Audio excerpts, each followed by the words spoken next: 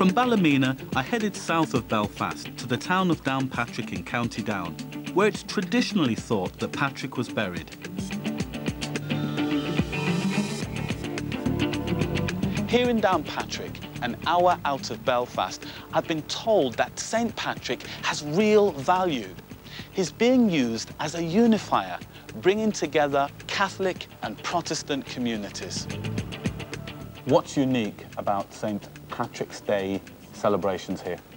Well, Robert, we celebrate St. Patrick's Day in Downpatrick very differently than it's celebrated anywhere else in the world. There are political sensitivities in relation to St. Patrick. Certain parts of our community, particularly within the Protestant community, don't feel that they are as much associated with St. Patrick as people in the Roman Catholic community. So there is a tradition here where we bring people from all faiths and traditions together. They come together here and have a cross-community service.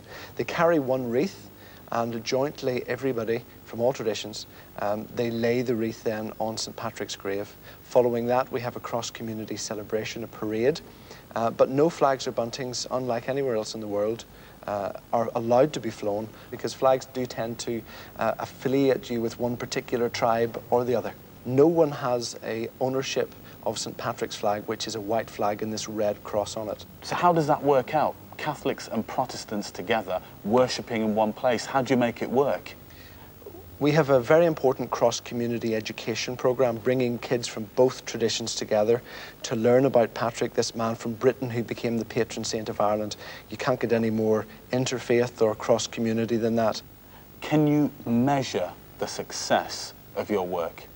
We measure the success of our work through the numbers of people who are coming here every year, and the numbers of people who come to our parade, which is increasing every year, and also the fact that parades in Northern Ireland can be contentious, but there are places, other towns, which are now looking to our model and trying to adopt that themselves, so that's a success in itself.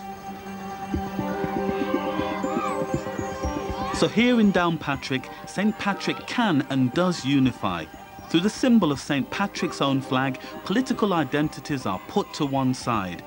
And there's new hope in Belfast that next year the council will fund a cross-community event like this one. What matters is what Patrick stood for.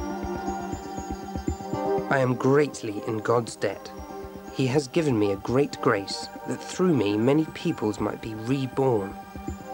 I now pray for anyone who believes in and fears God, who may perchance come upon this writing, which Patrick, sinner and unlearned one, wrote in Ireland. And this is my declaration before I die.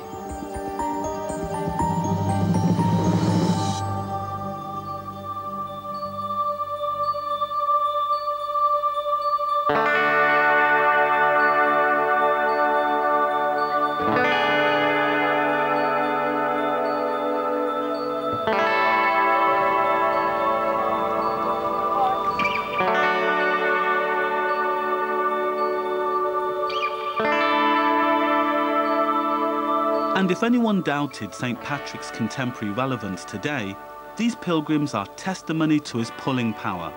On Reek Sunday, the last Sunday of July, each year thousands head to the mountain of Croagh Patrick on the west coast of Ireland, where it's believed the saint fasted for 40 days and nights. A pilgrimage is a sign of the power and devotion to a patron saint.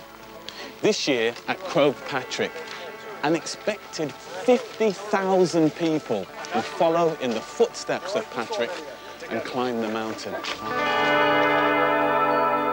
It was here Patrick fought off demons and bargained with God for Irish souls. Here Patrick showed his true colours as their protector.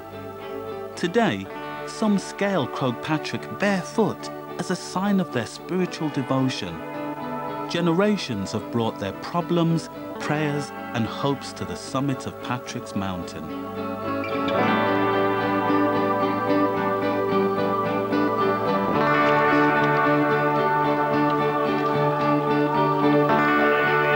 My pilgrimage to find the contemporary role of our patron saints has also come to an end. It's been a journey of remarkable discoveries. St. George, who I'd always felt ashamed of, is a great deal more than a symbol of racism and thuggery. he truly has the potential as a multi-faith icon for both Christians and Muslims today. St. David of Wales is a strong and proud presence in the Welsh nation, very much a man of the people, of whom he's one. St. Andrew of Scotland may have had much of his religious role stripped away in order to survive as a patron saint, but as a national symbol, he's undoubtedly as powerful as ever. And the believers on Croagh Patrick are living evidence that St. Patrick still has a strong spiritual presence in Ireland today.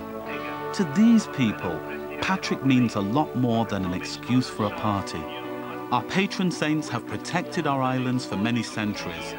It's people's belief in them that matters, not just the historical reality of their lives. The patron saint's influence has survived for generations, and I believe it will continue for many more.